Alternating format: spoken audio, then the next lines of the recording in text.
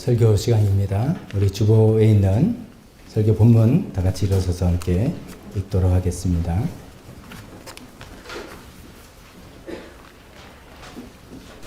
오늘 욥기서 중에서 3장 부분과 42장 부분 두 부분을 본문으로 택했습니다. 앞에 3장 부분 여기저기 발췌해서 준비했는데 같이 읽겠습니다. 시작. 드디어 욥이 말문을 열고 자기 생일을 저주하면서 울부짖었다. 내가 태어나던 날이 차라리 사라져 버렸더라면, 남자아이를 배웠다고 좋아하던 그 밤도 망해버렸더라면, 어찌하여 어머니 배에서 나오는 그 순간에 숨이 끊어지지 않았던가. 어찌하여 하나님은 고난을 당한 자를 태어나게 하셔서 빛을 보게 하시고 이렇게 쓰디쓴 인생을 살아가는 자들에게 생명을 주시는가. 어찌하여 하나님은 길 잃은 사람을 붙잡아 놓으시고 사방으로 그 길을 막으시는가. 42장 부분 읽겠습니다. 시작.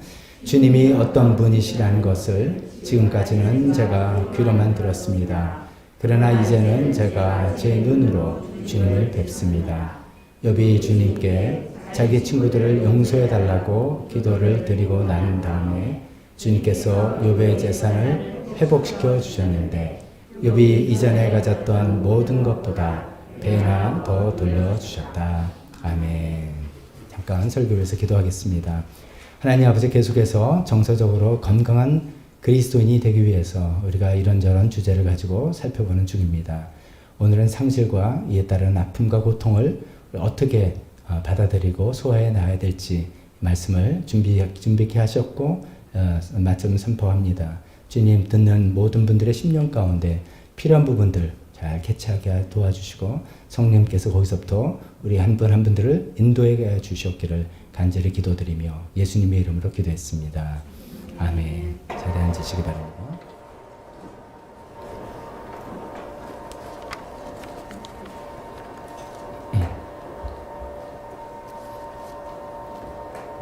정서적으로 건강한 그리스도인이란 시리즈로 이제 오늘 8번째 시간입니다.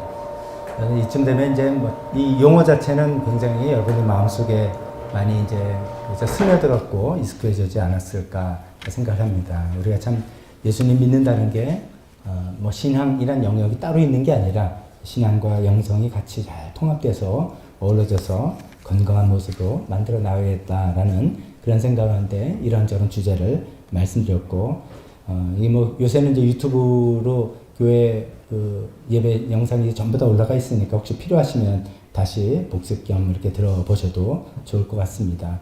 오늘은 이제 상실과 슬픔에 관해서 말씀을 전하려고 합니다.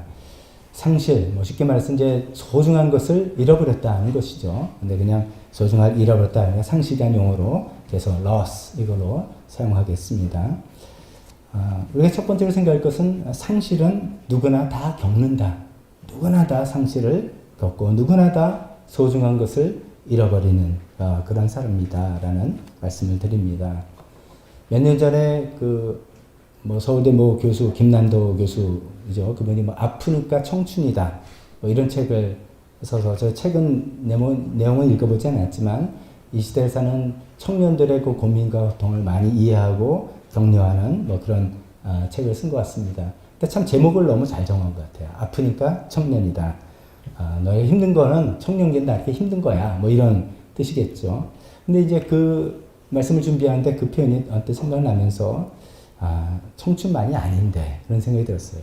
아프니까 부모다. 자식 키우는 사람들은 모두 다 아픔을 겪지 않고는 자식을 키우지 못하죠. 그러니까 아프니까 부모다. 또 아프니까 부부다.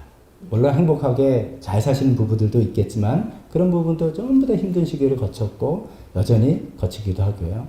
근데 그런 게 뿐만이 아니라 또 시리즈가 많더라고요. 아프니까 사장이다.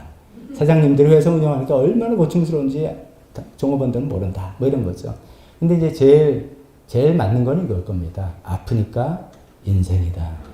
아프니까 인생이다. 우리가 살아가는 모든 사람들은 다 이런 아픔을 겪는데 그 이유는 우리 모두가 너무나 소중한 것들을 상실하는 경험을 갖게 되기 때문이다라는 것이죠. 인생을 살아가면서 누구나 이런 상실을 소중한 걸 잃어버리는 그런 경험을 하게 되죠. 제일 뭐 큰 것이라면 아무래도 사랑하는 사람을 죽음으로 먼저 보내는 그런 상실, 가장 큰 고통이 될 것입니다. 또 이혼을 하거나 오래 사귀었던 애인과 이별하는 것도 큰 상실의 아픔이죠. 갑자기 내가 장애가 생겨서 내 신체 일부를 잃어버리는 것도 상실의 경험이고요. 그 다음에 30년, 40년간 직장 생활을 하던 정든 직장을 떠나서 내가 은퇴를 한다. 그럼 또 굉장한 상실감이 있죠. 내가 오랫동안 살던 이 동네를 떠나서 완전히 새로운 곳으로 이사를 간다. 지난 오랫동안 살았던 그 지역에 대한 거기만 경험과 추억과 이런 거 다 이걸 뒤로 하기 때문에 그것도 큰 상실이죠. 요즘은 또 반려견들을 많이 키우시니까요. 제가 가끔 종종 개를 키우지 않는 제 입장에서는 놀라는 장면들을 많이 봅니다. 여기 동네도 뭐 이제 반려견 많이 키우신 분들이 있으니까 모습을 보는데 한번 야, 이 정도까지인가 싶은 정도 생각이 들었는데요. 요즘은 이제 아이를 뒤등으로 안 업고 앞으로 아기를 이렇게 앉듯이 하는 그 기구가 있잖아요. 그리고 아이가 바깥을 보게 하려고 이렇게 세워놓는 그런 것인데, 뭐 그건 여러 번 봤는데 어느 날은 강아지를 그렇게 이렇게 딱 아기처럼 안고 밖에 보게 하면서 걸어가더라고요. 그래서 와, 졌다. 정말 졌다. 이렇게 생각이 들었습니다. 근데 이제 뭐 그만큼 애정이 있는 강아지니까. 근데 그런 반려견이 죽게 된다. 그러면 그 상실감 또 얼마나 크겠습니까? 아이들은 자기 나름대로 다 그 애착 물건이 있잖아요. 뭐 어떤 인형이라든지 담요라든지. 그래서 그것을 잃어버렸을 때 아니면 그걸 그게 없어져 망가졌다면 그 상실감이 우리 어른들은 이해할 수 없는, 이루 말할 수 없는 큰 상실감을 겪게 되죠. 뭐 등등 이렇게 예를 들어보면 정말 우리 모든 것들에서 살아가면서 우리 모든 사람들은 다 이런 상실을, 내가 소중하게 여긴 것을 잃어버리는 그런 경험을 하게 되는 것이죠. 아마도 우리 중에도 그런 종류로 현재 상실을 겪고 계신 분도 계실 거고, 이전에 겪으셨던 분, 뭐 다 겪으셨을 텐데, 이전에 겪었던 그 상실을 잘 소화해 내신 그런 분도 있지만, 아직도 여전히 소화하는 과정이라든지, 아니면 그것이 잘 소화가 안 돼서 내 삶이 그것 때문에 좀 힘든다든지, 그런 분이 있을 수도 있겠습니다. 오늘 주제는 정서적으로 건강한 그리스도인이 되기 위해서 누구나 다 겪게 되는 이 상실감을 우리가 어떻게 그리스도 안에서 올바르게 좀 경험해 나가야 될 것인가, 받아들여야 될 것인가, 이런 주제로 말씀을 드리겠습니다. 뭐 성경적인 방법과 이런 거 말씀드리지만 먼저 우리가 생각할 건 분명한 것은 상실로 인한 고통과 슬픔이죠. 그 상실과 슬픔은 그냥 왔다가 그냥 가지는 않는다 이거죠. 반드시 우리에게 둘 중 하나를 선택하게 합니다. 즉 상실이 우리를 파괴시키든지, 우리를 힘들게 해서 파괴시키든지, 아니면 그걸 계기로 우리가 성숙하게 되든지, 아니면 상실이 우리 영혼을 짓밟든지 병들게 하든지, 아니면 우리 영혼을 새롭게 해서 우리를 완전히 다른 차원으로 우리 인도하든지, 둘 중에 하나하고 선택권은 우리에게 달려있다는 거죠. 하나님께서는 후자를 위해서 우리에게 이 상실을 허락하신 것이죠.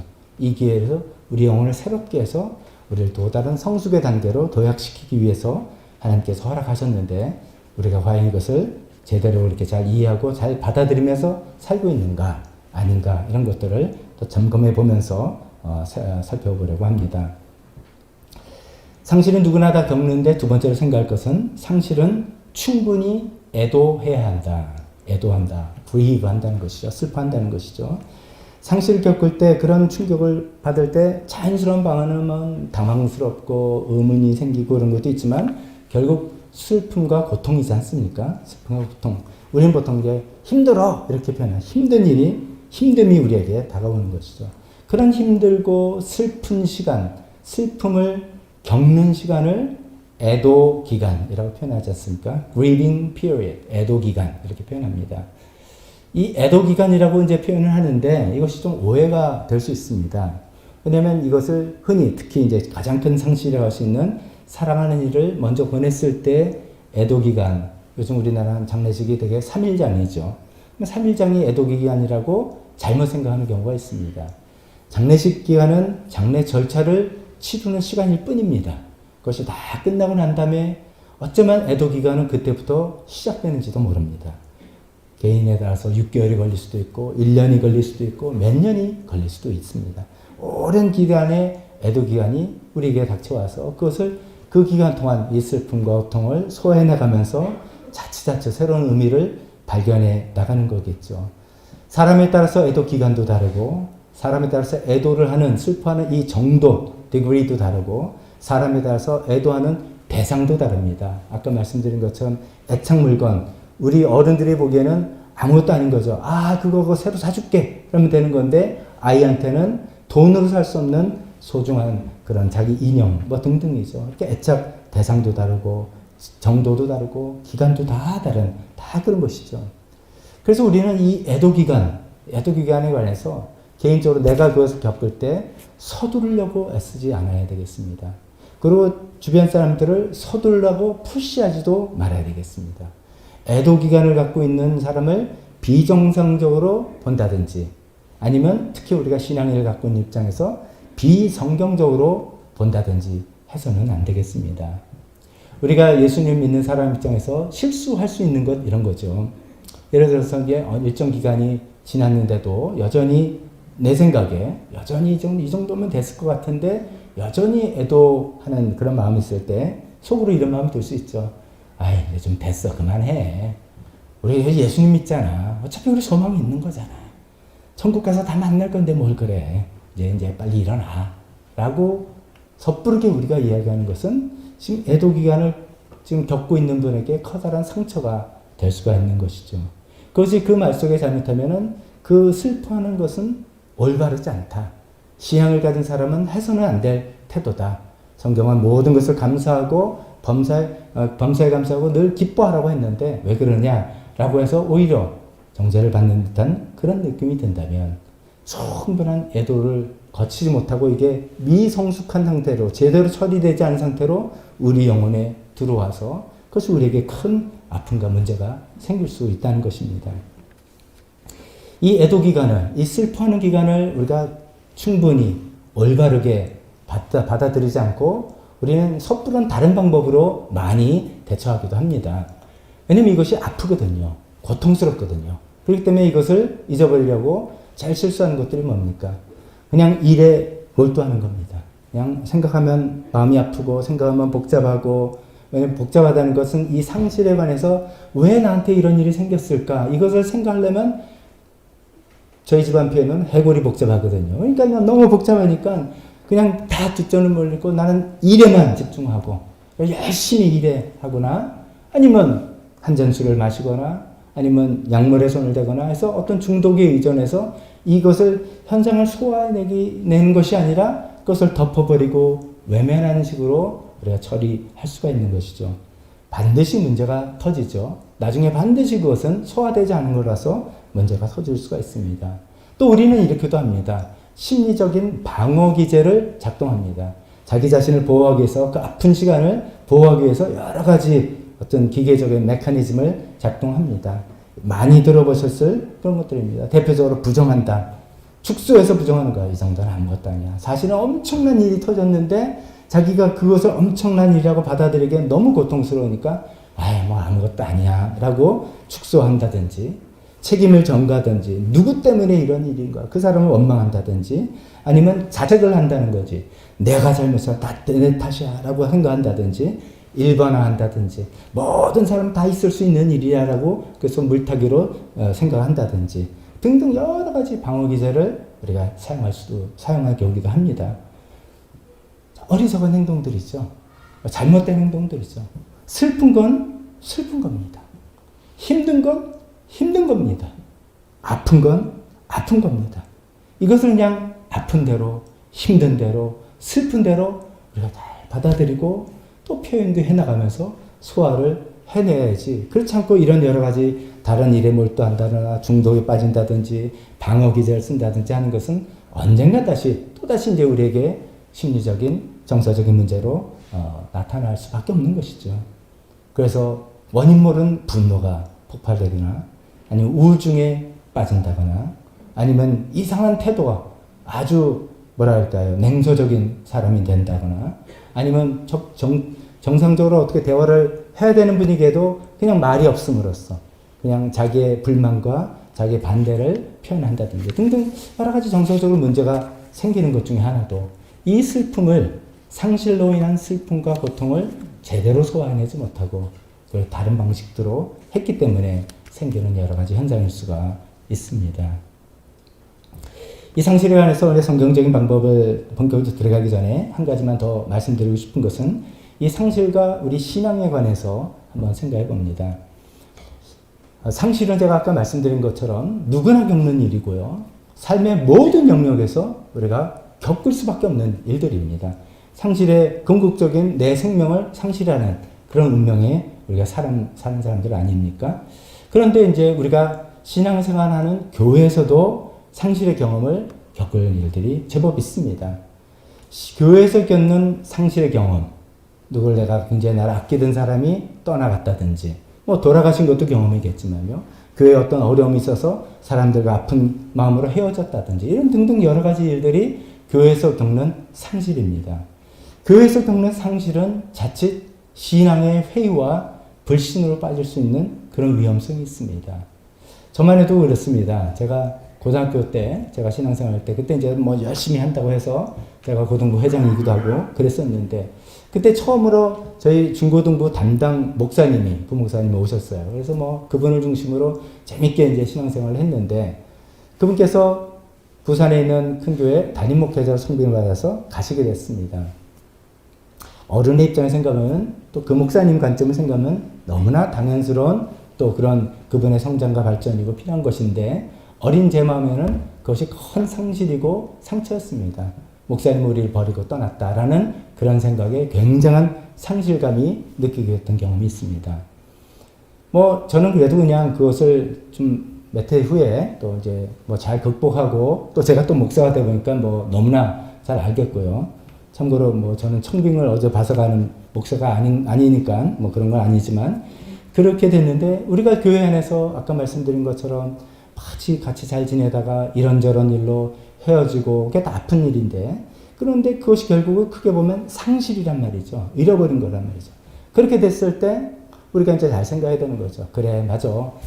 상실은 누구나 다 겪는 거고, 상실은 삶의 영역 어디서나 있는 일이 교회 안에서 내가 또 생겼구나. 아프다, 슬프다. 그러는 것을 잘 소화해내자. 이렇게 나가시는 분이 있고, 하나님도 소용없구나. 교회 믿을 것도 못 되는구나. 아유, 때려쳐라. 아니, 뭐 이게 뭐 교회도 이런 일이 있어. 라고 생각해서 회의감이 빠지거나 신앙을 저버리는 그런 일로 간다면 참으로 안타까운 그런 일이라는 거죠. 그 상실을 우리가 인생에 전반적으로 경험할 수 있는 보편적인 경험이다라는 생각을 우리가 잘 붙든다면, 아픈 일이지만, 슬픈 일이지만 우리 신앙을 저버리거나 우리가 회의적으로 빠질 그런 필요는 없지 않겠는가, 이런 말씀을 드려봅니다. 자, 그러면 이제 오늘의 어떤 본론이라고 할 수 있는 상실과 슬픔을 성경적으로 어떻게 맞이하냐, 성경은 이것을 우리가 어떤 식으로 맞이하라고 우리에게 가르쳐주는가, 그런 내용이 있는가라는 것이죠. 그 내용이 오늘 욥기를 통해서 살펴보려고 합니다. 욥이라는 인물은 어떻게 보면 성경을, 욥기를 지난번에 성경 통독으로 읽으신 분 외에는 욥은 이야기는 많이 들어봤어도 욥기를 다 읽으신 분들은 많지 않을 그런 성경입니다. 근데 욥기의 어떤 굵직한 스토리는 다 아시죠? 특히 1장, 2장 이 앞에 부분에 욥이 부자이고 신앙 좋고 자식도 많고 명예스럽고 뭐 굉장히 이상적인 사람인데, 욥이 한순간에 모든 것을 상실하지 않습니까? 한순간에 모든 것을 다 잃어버렸죠. 자식이 7남 3년대 한순간에 자녀들이 다 죽었습니다. 우리가 성경이 나와서 그냥 그런가 보다죠. 이거 실제로 우리한테 발생한 일이라 생각해보세요. 우린 기껏 해봤자 하나 내지는 둘입니다. 아니면 셋. 뭐 이 정도인데 한순간에 이 아이들이 다 사고로 죽었다. 그 상실감은 이루 말할 수가 없을 것입니다. 욥은 자녀를 한순간에 다 잃었습니다. 자기 그 막대한 재산이 한순간에 다 날아갔습니다. 또 건강마저 상실했습니다. 그러다 보니까 부부관계마저 잃어버렸습니다. 아내와 의견이 달라서 아내가 막 자기를 저주하고 원망하고 부부관계 완전히 달라진 거죠. 자기의 명예가 다 실추됐습니다. 동네 사람에서 그렇게 존경받던 사람이라는데 다들 꺼리게 되는 사람이 되어버렸던 것이죠. 우리가 인간이 경험할 수 있는 상실의 모든 것을 한순간에 잃은 그런 대표적인 사람인 것이죠. 이것은 우리 현실에서는 진짜 뭐 커다란 대재앙이라고 할 수 있죠. 자꾸만 기억나는 것, 그 쓰나미 그 장면이 봐서 기억나는데, 동일본 그 대지진 때 쓰나미가 와가지고 그 한순간에 모든 것을 잃었던 사람들, 아니면 지금 우크라이나 전쟁 때문에 진짜 한순간에 모든 것을 잃은 사람들 같은 그런 정도 급이죠. 그런 대재앙, 모든 것을 상실한 사람입니다. 다행히도 우리는 그래도 서서히 하나씩 상실하고 또 추스리고 상실하고 이런 건데, 욥은 그렇지 않았다는 것이죠. 이런 커다란 상실을 당했을 때 욥은 어떻게 했는가, 이것을 우리가 오늘 살펴보려고 합니다. 미리 먼저 세 가지 걸 말씀을 드리고 하나하나 말씀드리겠습니다. 첫 번째, 욥은 자신의 감정에 정말 주의를 기울이고 그걸 외면하거나 무시하거나 덮어버리지 않고 자기 감정에 주의를 기울이고 충분히 표현하고 충분히 애도했다라고 말씀드리고요. 두 번째, 혼돈입니다. 내가 그래도 하나님을 열심히 믿었던 사람인데 왜 나한테 이런 일이 생겼을까? 이 혼돈을 정말 쉽게 쉽게 그냥 손쉬운 해결책으로 넘어가려고 하지 않고 그 해답을 위해서 하나님을 오래 기다렸다. 하나님을 기다렸다. 세 번째는 그 결과 이전과는 훨씬 다른 성숙의 단계로 넘어갔다. 이 세 가지를 보면서 하나씩 살펴보겠습니다. 첫 번째, 고통과 슬픔을 표현하고 충분히 애도했다는 그런 내용을 살펴보겠습니다. 어쩌면 이런 말씀을 드리면, 내가 아는 욥은, 아니, 그런 놀라운 일, 우리가 욥의 고난, 이렇게 많이 표현하잖아요. 욥이 모든 걸 한순간에 다 잃은 고난을 당했을 때 멋지게 대답한 사람 아닙니까? 라면서 1장 21절을 떠올릴 수 있습니다. 이렇게 표현했죠. 모태에서 빈손으로 태어났으니 죽을 때에도 빈손으로 돌아갈 것입니다. 예전에 성경 표현은 적신으로 왔다. 그러니까 빨간 핏덩어리란 뜻이에요. 적신으로 왔으니 적신으로 돌아갈 것이다. 가진 거 남은 거 하나도 없으니까 하나님 다 가져가셔도 괜찮다라고 하면서 주신 분도 주님이시오, 가져가신 분도 주님이시니 주님의 이름을 찬양할 뿐입니다. 여러분, 이 고백에 100점 만점에 몇 점 주시겠습니까? 100점 아닙니까? 100점이죠. 우리가 늘 떠올리는, 우리도 이제 상실, 특히 재산이나 뭐 여러 가지 큰 어려움을 겪었을 때 떠올리는, 그러나 붙드는 말씀 중에 하나잖아요. 주신 분도 하나님이시고 가져가신 분도 하나님이야. 그래, 하나님 주권이니까 어떻게 하겠어? 하나님 가져가시겠다는데 라고 해서 딱 붙드는 거죠. 100점짜리입니다. 그런데 욥이 이렇게만 생각했다면, 이런 반응만 있었다면 어쩌면 욥의 감정은 망가졌을 것입니다. 욥의 정서는 무너졌을지도 모릅니다. 왜냐하면 욥도 사람이니까요. 욥이 사람인데 어떻게 이성적으로, 합리적으로, 신앙적으로만 반응할 수 있겠습니까? 그래서 1장은 그렇게 대답을 했지만 3장쯤 와서는 우리가 읽은 본문에서 그런 자의 감정을 토로하는 것이죠. 크게 두 가지죠. 하나는 자기의 출생을 한탄하는 거예요. 내가 왜 태어났던가?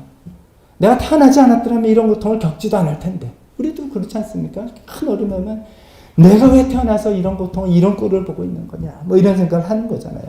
옛날에 그 모 가수가 어머니 왜 나를 하셨나요? 이렇게 하는 그런 유지 않습니까? 또 다른 한쪽은 하나님을 원망하는 거죠. 특히나 하나님 믿기 때문에 하나님 어찌해서 이렇습니까? 제가 그렇게 죄인입니까? 제가 그렇게 밉습니까? 욥도 똑같이 그렇게 반응했던 것을 우리가 읽은 거 아닙니까? 조금 위로가 되긴 돼요. 이런 걸 보면. 이런 상실로 인해서 어쩌면 하나님을 원망하기도 하고 자기가 태어난 것들을 막 한탄하기도 하는 이런 이야기를 만약에 내 옆에 사람이 가족이나 뭐 한다면 가면서 봐서 하나님을 원망해서는 안 되지. 여기서 그렇게까지 해서는 안 되지. 우리는 그렇게 할지도 모릅니다. 근데 이제 그를 말 그대로 듣지 마시고 그렇게 힘들다는 이야기를 하는 거잖아요. 내가 그만큼 힘들어 라고 이야기하니까 그냥 하게 놔둡시다. 뭐라고 하든지 하게 놔둡시다. 너무너무 힘들어서 내가 이 세상에 태어나지 말았어야 될 존재인데. 그러면 그 부모를 다 거절하는 것이고 뭐 그게 말이 됩니까? 말이 안 되죠. 근데 그만큼 나 슬프고 그만큼 나 힘든 거야. 그 마음만 받아주면서 그래. 얼마나 힘드니. 이렇게 하는 것이 올바른 우리가 이제 태도일지도 모르겠습니다. 근데 약간 욥은 그 자기의 그 감정적인 반응을 그렇게 친구들 앞에서 하나님 앞에서 토로했다는 것이죠. 그렇게 해야 됩니다. 우리는 사람이니까. 그럴 필요가 있습니다. 예수님도 그렇게 하셨습니다. 예수님께서 겟세마네 동산에서 그 마지막 기도하실 때 그 근심과 괴로움 또 두려움을 제자들에게도 이야기했습니다. 마태복음 26장 38절에 겟세마네 동산 그 6월절 만찬 다 끝나고 그 동산에 가서 거기서 이제 세 사람 친한 가까운 제자 3명한테 야, 내 마음이 괴로워 죽을지입니다. 너는 여기서 머물러 나와 함께 깨어 있어라. 그러니까 성경이니까 이런 식으로 표현했죠. 우리 식으로 만들면 뭐 하겠습니까? 얘들아, 나 힘들어 죽겠다. 나 정말 힘들고 정말 내 근심이 쌓이고 나 두렵다. 그런 내용이 아닙니까? 그러면서 하나님께 얼굴을 땅에 대고 엎드려서 기도하시면서 나의 아버지 하실 수만 있으면 이 잔을 내게서 지나가게 해주세요. 근데 이제 그 다음에 이제 욥의 1장 같은 멋진 표현. 그러나 내 뜻대로 하지 마시고 아버지의 뜻대로 해주십시오. 요거는 이제 결론인데 중간에 이 잔을 내게서 지나가게 해주세요. 왜냐면 너무 힘드니까. 너무 고통스러우니까. 너무 아프니까. 그런 자기 감정을 예수님도 하나님께 다 토로하지 않습니까? 우리 인간들은 다 그런 것을 표현해야 될 필요가 있다는 것이죠. 그게 우리가 상실을 당했을 때 자연스럽게 따라오는 그 고통과 슬픔 이거를 표현해야 됩니다. 또 누가 옆에서 표현하는 것을 표현할 수 있게 해줘야 됩니다. 달리 말하면 표현 안 하면 안 되는 겁니다. 안 하면 아까 제가 말씀드렸던 병드는 거예요. 뭐가 망가지는 거죠. 내 정서가 망가지는 것이죠. 할 수 있어야 되고 해야 되는 그런 것이죠. 그 첫 번째로 우리가 상실과 슬픔을 맞았을 때 성경적인 방법, 욥을 기억하는 첫 번째는 이 고통과 슬픔을 충분히 표현하고 애도하는 그런 것들이 필요하다. 나 자신도 필요하고 내 주변에 그런 사람이 있을 때 그것을 할 수 있게끔 봐주고 도와주고 하는 것들이 우리에게 다 필요하다는 말씀입니다. 두 번째는 하나님을 기다리라 하는 것이죠. 우리가 보통 이제 세월이 약이다. 참 맞는 것 같아요. 정말 힘들고 어려운 일도 그 시간이 5년, 10년 이렇게 지나면 그 감정들이 좀 이렇게 가라앉고 추스러지고 이렇게 되지 않습니까? 그래서 슬픔도 아픔도 좀 이렇게 좀 지나가는 것 같습니다. 그러나 그게 이제 세월이 약이니까 세월만 지나 때우면 된다. 라고 만약에 한다면 우리는 이 상실을 통해서 아까 말씀드린 것처럼 하나님께서 우리 영혼을 또 새롭게 하시고 성숙의 단계로 이끄시려는 하나님의 거룩한 뜻은 별로 우리가 경험하지 못하고 그냥 아픔을 잘 겪는 상태로만 끝나게 될 수도 있습니다. 그래서 우리는 여기서 이 하나님을 기다리는 이 두 번째 단계를 잘 또 해야 될 것 같습니다. 이 두 번째 단계 하나님을 기다린다는 건 뭐냐면 이 상실을 소중해서 이게 충격이고 아픔이고 고통일 텐데 그 우리 마음속에 의문이 드는 것이죠. 누구나 다. 왜 이런 일이 나한테 생겼을까? 왜 대체 이런 일이 나한테 생겼을까? 이 의문이 우리 마음을 혼란스럽게 하는 것이죠. 게다가 우리는 하나님을 믿는 사람이니까 그 의문이 더 클 수밖에 없습니다. 하나님은 사랑이시라며, 하나님은 공의로우시다며, 내가 뭘 잘못해서 하나님 사랑이 어디 있어? 이런 마음 때문에 더 큰 의문을 가지고 괴로워하게 되는 것이죠. 그 시간에 우리가 여기서 잠잠히 하나님께서 우리 영혼을 만나주시고 만져주실 때까지 기다려야 되는 것인데 또 다시 말씀드리면 이 기다리는 게 아프거든요. 힘들거든요. 그래서 자칫하면 섣부른 해결책을 붙들려고 합니다. 섣부르게 빠른 해법을 잡으려고 합니다. 욥의 친구들이 그렇게 했던 것이죠. 욥의 친구들이 와서 그 고통을 같이 이제 슬퍼한 다음에 그 친구의 고통을 도와주려는 좋은 마음이었겠지만 이렇게 이야기하는 것이죠. 쉽게 말해서 여봐, 우리 하나님 알지 않냐? 하나님이 어디 죄 없는 사람을 바라다냐? 네가 죄가 있을 거야. 난 아실 없어. 아니야. 털어먼지 안 나는 사람이 어디 있어? 하나님이 우리 양심까지 살펴보시는데 네가 죄가 생각 안 나더라도 회개해. 우리가 말하는 것처럼 알게 지은 죄 모르게 지은 죄 다 회개한다 그러잖아. 네가 그냥 죄를 져서 이런 것이라고 인정하고 빨리 난짜 어디로서 회개해. 그리고 빨리 넘어가자. 라고 제안했던 것입니다. 어떤 경우는 이게 맞습니다. 어떤 거는 죄의 결과로 굉장히 심플하게 그런 일로 인과관계가 설명이 되고 이해가 되는 경우도 있습니다. 근데 모든 사람한테 그런 것은 아니거든요. 특히나 욥의 케이스는 아니었다고 1장에 이미 설명해 놓은 것이죠. 욥이 여기서 이 고통을 그냥 넘어가기 위해서 하나님을 기다리지 않고 이 단순한 해결책을 붙잡을 수도 있습니다. 그래 맞아. 나라고 뭐 될 수 있겠어. 그냥 그래서 그런 거지. 그래 뭐라 줬어. 내가 다 잘못했으니까 하나님 죄송합니다. 아멘. 하고 모든 것을 그냥 쑥 자기 뱃속에 집어넣고 살아가려고 했을 수도 있겠습니다. 그렇다면 욥이 되지 못하는 것이죠.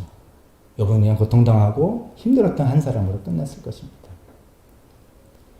하나님께서 하나님께 이 문제를 들고 나와서 하나님의 답변을 기다리고 하나님을 만날 것을 기다리는 이 오랜 기다림의 시간이 필요했던 것입니다.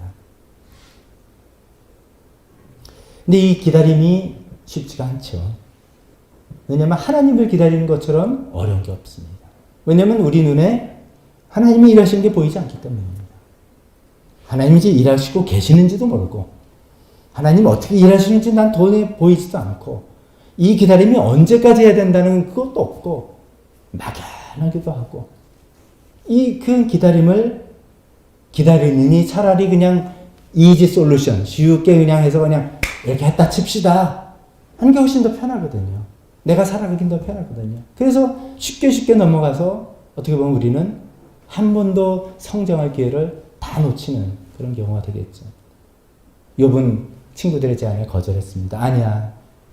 욥이 교만해서가 아니라 자기 심령에서 그게 아닌 것 같거든요. 왜 아니야. 그래서 나는 하나님을 기다려야 해. 이랬던 것이죠. 하나님의 기다림이 힘들죠. 근데 이제 성경에는 근데 믿음의 위인이라는 사람들은 전부 다 하나님을 좀 기다려본 사람들이에요.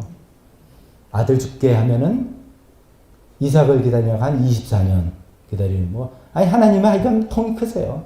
모세 한 40년 기다리게 하시고 뭐 기다렸다면 이런 거예요. 우리는 답답하죠. 우리는 빨리 뭐가 해결돼서 그 다음으로 넘어가고 싶은데 근데 하나님의 어떤 신비함을 기다리는 거죠. 내 눈에 보이지 않지만 분명히 일하시고 계시고 분명히 역사하고 계시는 그 하나님을 기다려보는 것. 이게 이제 믿음이지 않습니까? 저희가 이제 제가 지난 코로나 기간 동안에 알게 된 찬송입니다. 저도 이제 뭐 운동하면서 그 유튜브로 이제 뭐 이렇게 듣다 보니까 계속 알고리즘을 통해서 들어오는데 영어 찬송이에요. 원래는 Waymaker라고 아시는 분들도 많이 있을 겁니다. 우리말 번역으로는 길을 만드시는 분, 답답할 때 세계를 여신다 뭐 그런 뜻이겠죠. 그래서 이제 그 찬송을 들으면서 막 정말 은혜가 되고 막 힘이 나고 그래서 이제 언젠가 그걸 우리께서 이제 해봐야 되는데 이게 좀 어려워요. 어렵고 막 좀 이게 쉬운 곡은 아니라서 아직은 제가 자신이 없는데 근데 이제 그 앞에 하나님이 어떠신 분이다 이런 내용도 나와서 참 가사 내용이 좋은데 후렴 부분에 이런 부분이에요. 이제 우리말로 표현을 먼저 한다면 이렇습니다. 주의 일하심 볼 수 없어도 주의 일하심 알 수 없어도 주는 결코 멈추지 않네. 주는 결코 멈추지 않네. 영어로 제가 읽어보면 Even when I don't see it, you are working. Even when I can't feel it, you are working. You never stop. You never stop working. 우리 눈에 보이지 않을 뿐이에요. 우리가 느끼지 못할 뿐이에요. 그러나 하나님은 결코 우리 위해서 일하심을 멈추지 않는다. 이거를 붙드는 게 신앙이죠, 사실은. 이거를 붙드는 게 신앙이고 성경의 인물들은 다 그것을 붙들고 기다리고 기다려서 좀 하나님을 체험하고 만나고 변화됐던 사람인 거죠. 욥도 그랬을 것입니다. 눈에 하나도 안 보이고 친구는 오히려 이지 솔루션, 빨리 그냥 해결하고 넘어가자 이런 거나 이야기하고, 그렇지만 욥은 다 그걸 거부하는데 이게 얼마나 힘들었겠습니까? 나 하나님을 기다리겠다. 하나님을 기다리겠다. 그러니까 하나님 기다리면 대체 어떻게 되느냐? 뭐 요처럼 갑자기 확 신비 체험할 수도 있는 것이고요. 여러 방법이 있을 수 있습니다. 우리 마음속에 어느 순간에 딱 깨달음이 올 수도 있고, 성령님이 주시는 평안으로 우리에게 나올 수도 있고, 어떤 일이 쫙 해결될 수도 있고, 여러 방법으로 하나님께서 우리의 기다림을 만나주시고 해결해 주시는데, 문제는 우리가 하나님께서 해주시는 것을 기다릴 수 있어야 되겠다는 것이죠. 그 기다리는 동안에 하나님 주신 선물을 받을 수 있는 그릇으로 우리를 자꾸만 비워나가는 그런 시기고, 그 시기가 준비됐을 때 하나님께서 욥을 만나주신 거죠. 하나님이 나타나서 욥아, 내가 이 천지 만물을 만들 때 너는 어디 있었느냐? 너는 이런 세상이 돌아간 신비를 너는 알고 있느냐? 거기 있지도 않았고 말해도 알지 못하는 하나님 앞에서 정말 작은 인간밖에 안 된다는 자신을 깨닫고, 하나님을 그냥 신뢰합니다. 죄송합니다. 제가 그걸 알아야 되겠다고 주장하는 거 하나님 만나고 나면 필요 없습니다. 이렇게 되는 거지 않습니까? 그 오랜 기다림. 우리가 열심히 살아가고 직장생활로 가정생활 하지만 우리 속에서 오늘 상실한 주제로 생각하면 뭔가 소중한 걸 잃어버려서 그 아파하고 고통스러워하고, 이것이 왜 나한테 이런 일이 있고 이런 것이지, 하나님 답변을 좀 주세요 라고 하는 이 기다림을 꾸준히 계속 하나님을 기다리고, 하나님께 기다린다는 것은 하나님께 그 솔루션을 찾는다는 것이죠. 하나님께만 그것이 있다라고 내가 인정하는 것이죠. 그렇게 두 번째 기다림을 잘 해나갈 때 세 번째, 이전과는 다른 놀라운 성숙한 단계로 넘어가게 되는 것입니다. 욥의 결론은 우리가 또 너무나 좋아하는 해피엔딩입니다. 욥의 결론은 뭡니까? 모든 것이 다 회복이 됐어요. 그냥 회복이 아니라 더블로 회복이 됐어요. 모든 재산 더블로 회복이 되고, 자녀들은 그냥입니다. 자녀들은 자녀가 더블 된다는 건 좀 이상하니까 그렇게 됐는데, 그래서 지난번에 제가 간단히 말씀드렸지만 욥기의 내용을 고생 직사게 했지만 하나님께서 이렇게 지대로 잘했더니 하나님께서 갑절로 축복을 해주신 성공 케이스, 이렇게만 생각하면은 아마 욥기가 성경에 들어가 있지 않을 것 같다는 생각이 듭니다. 성경의 내용은 우리가 아주 단편적으로 표면적으로 볼 수 있는 내용도 있지만 사실 그 밑에 커다란 심층적인 영적인 의미들이 담겨져 있기 때문에 수백 년간 사람들의 마음을 움직이고 하나님의 진리라 생각해서 성경에 들어온 거기 때문이죠. 그럼 욥의 결론은 무엇을 이야기하는 건가? 저는 이렇게 생각해 봅니다. 욥의 마지막에 이제 고백한 게 우리 본문 읽은 것처럼, 주님이 어떤 분이시라는 것을 지금까지 제가 귀로만 들었는데 이젠 제가 눈으로 주님을 배웠습니다 라는 고백했습니다. 이거를 내가 실제로 가시적으로 주님을 봤다 이런 표현일 수도 있지만, 그런 표현보다는 내가 뭔가 하나님을 더 알게 되었고, 뭔가 이전과는 한 단계 도약된 성숙된 단계로 내가 올라갔습니다, 이런 표현이라고 생각할 수 있습니다. 이제 그럼 어떤 변화와 어떤 성숙인가? 하나님께서 욥에게 처음 얘기하신 게 네 친구들 위해서 용서하는 기도를 해라 하셨습니다. 하나님께서 나타나셔서 그 욥의 친구들을 책망하셨어요. 너네들 왜 쓸데없는 말로 나의 종이라고 표현해요. 나의 종 욥을 괴롭게 하고 힘들게 했느냐. 그러니까 아이고 죄송합니다, 잘못했습니다. 그랬더니 네 친구 욥이 너를 용서해줘야 되는 거다. 욥을 통해서 용서를 해주겠다라고 하셨어요. 그러면 이제 우리가 생각해 봅니다. 욥 같은 믿음의 사람이 그 친구 용서해 주는 게 큰 힘든 일이겠습니까? 그렇죠? 제가 용서해주고 제가 해드릴까요? 할게요. 하나님, 이 친구들 용서합니다. 줄 거라고 생각한다면 이 상실과 고통을 너무 모르시는 분이죠. 자기가 정말 힘들었을 때 와서 자기 상처에 소금 막 뿌린 친구들이거든요. 아무리 아기가 없다 할지라도 너무 힘들게 했던 친구예요. 욥기 얼마나 깁니까? 42장까지만 계속 그 얘기를 해서 그냥 좀 갔으면 좋겠는데 가지도 않고 계속 옆에 달라붙어서 힘들게 했던 그 친구들을 기꺼이 용서해 주는 그런 욥이 된 거예요. 그렇게 용서를 다 해주자 성경은 그 이후에 하나님께서 욥의 재산을 2배로 회복시켜 주셨다. 어쩌면 하나님의 그런 축복도 이런 회개와 용서 후에 오는 건가 이렇게 생각을 해봅니다. 근데 이제 친구들만이 아니라 그 다음에 또 욥기를 보니까 뒷부분에 저희가 여기에 쓰지 않았지만 여러분 보시면은 하나님이 이게 다 되니까 그제서야 막 주위 사람들과 친구들이 막 찾아와 가지고선 욥을 위로하는. 속으로 보면 참 얄미운 사람들이에요. 욥이 진짜 고생할 때는 왜 안 찾아왔지? 근데 다 이게 끝나고 잘 되니까 이제 찾아와서 막 돈을 주고 금반지를 주고 뭐 이래서 뭐 재산이 이렇게 불어났다는 식으로 이야기합니다. 이건 아마 욥의 명예가 회복됐다는 것을 이야기하는 것 같습니다. 친구를 용서하자 자기 명예가 회복이 되고 재산이 회복이 되고 또 자녀들도 새롭게 7남 3녀를 얻게 됐습니다. 근데 자 여기서부터입니다. 자 여러분 생각 어떻습니까?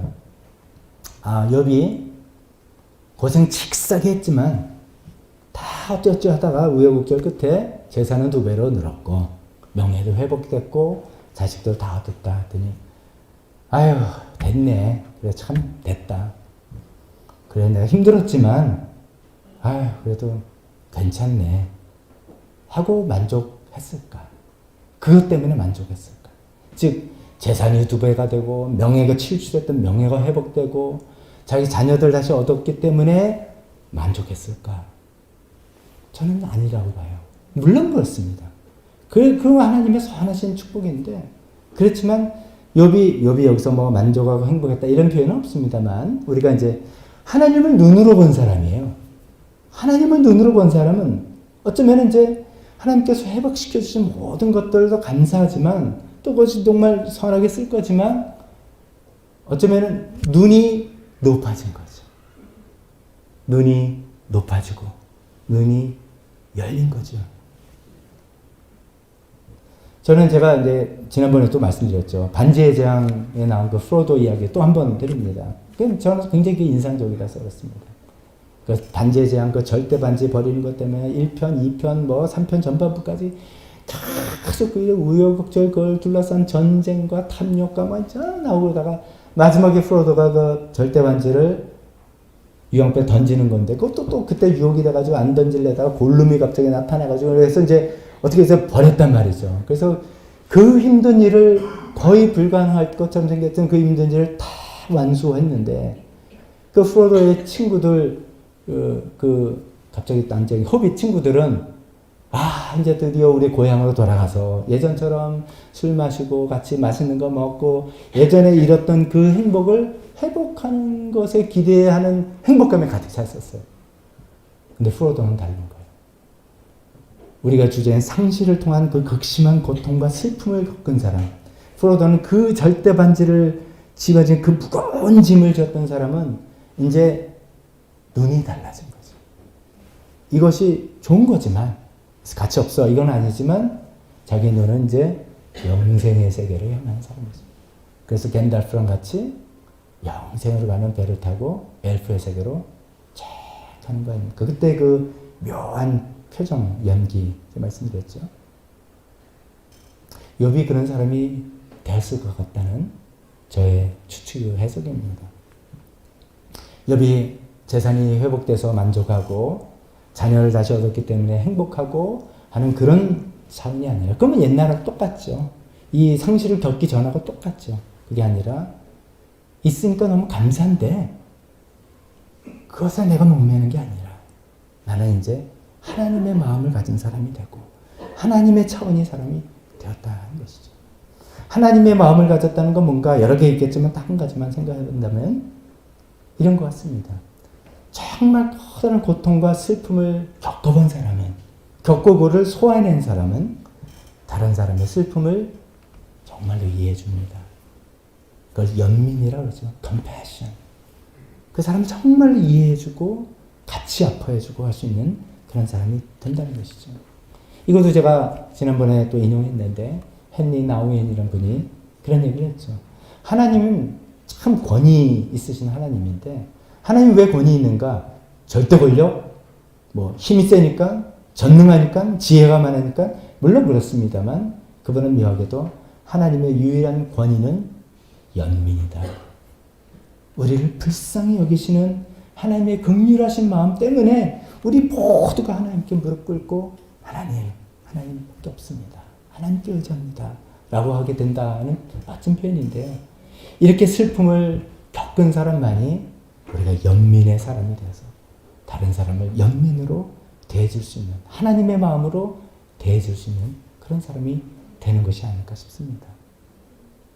그리고 하나님을 진짜 체험하고 친밀하게 되고 하나님과 다정한 관계가 되는 그런 관계가 되는 거겠죠. 말씀을 정리해 봅니다. 우리 중에 상실을 경험하지 않은 분이 있을까요? 다 상실을 경험했을 것입니다. 또 그 중에 상실을 이런 성경적인 이런 거 몰라도 이미 훌륭하게 잘 소화해내신 분도 있을 것입니다.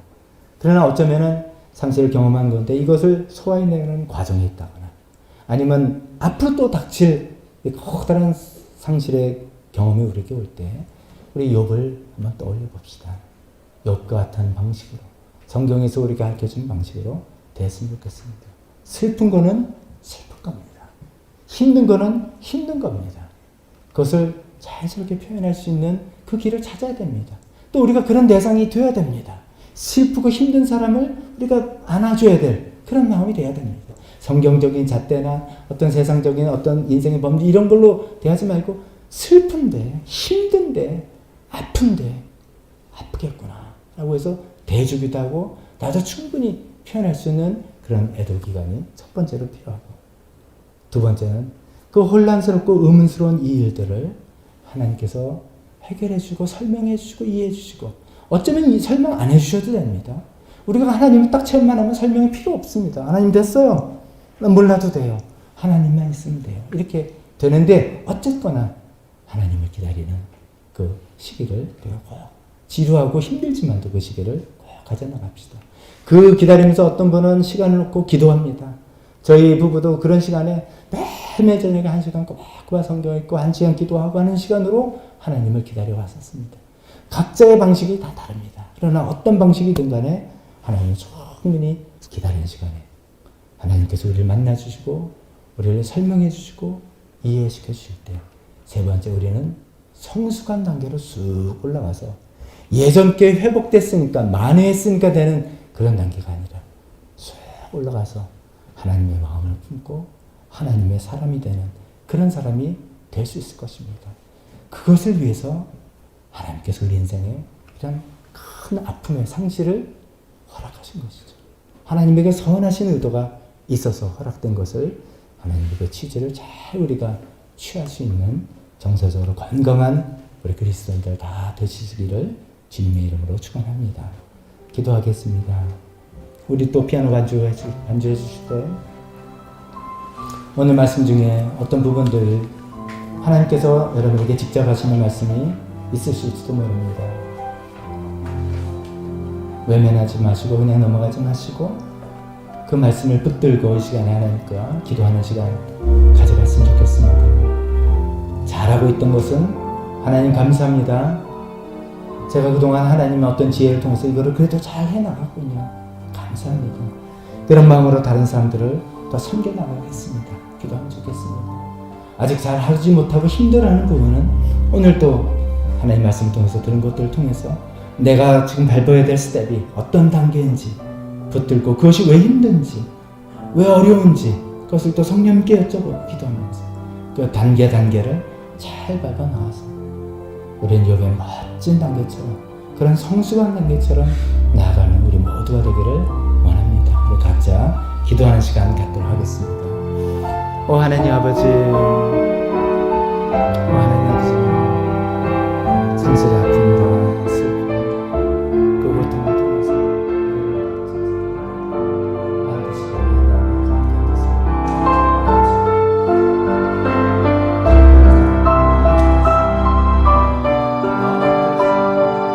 주님 그래서 힘들고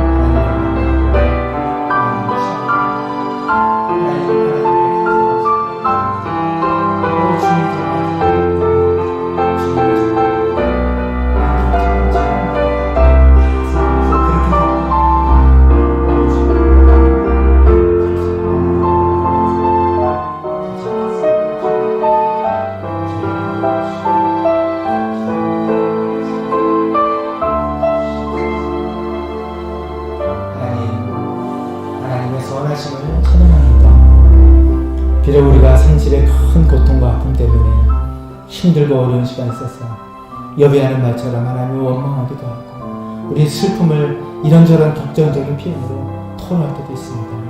하나님 것이 우리 진심이 아니라 우리는 아프다는 이야기고 우리는 힘들다는 하소연이 있습니다. 하나님 다 알고 계셨죠.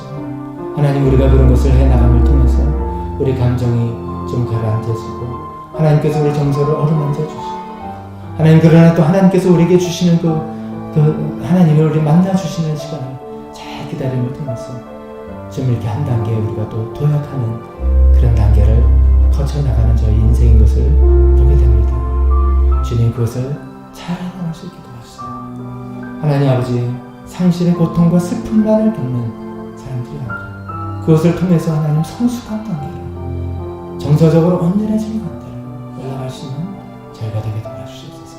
성령님 우리 각자에게 필요한 부분들을 말씀해 주시고 내가 이 부분을 도와주겠다 말씀해 주실 때 하나님의 도우심을 받아나가는 성도님들 되게 도와주시옵소서. 지금은 우리 주 예수 그리스도의 은혜와 하나님의 사랑하심과 성령님의 교통하심이 상실로 인한 슬픔과 고통 가운데 하나님 뜻을 잘 이루어서 성숙한 단계로 나아가기를 소망하는 하나님의 도움을 간구하는 여기 있는 모든 분 머리 위에 지금부터 영원토록 함께 있을지어다. 아멘.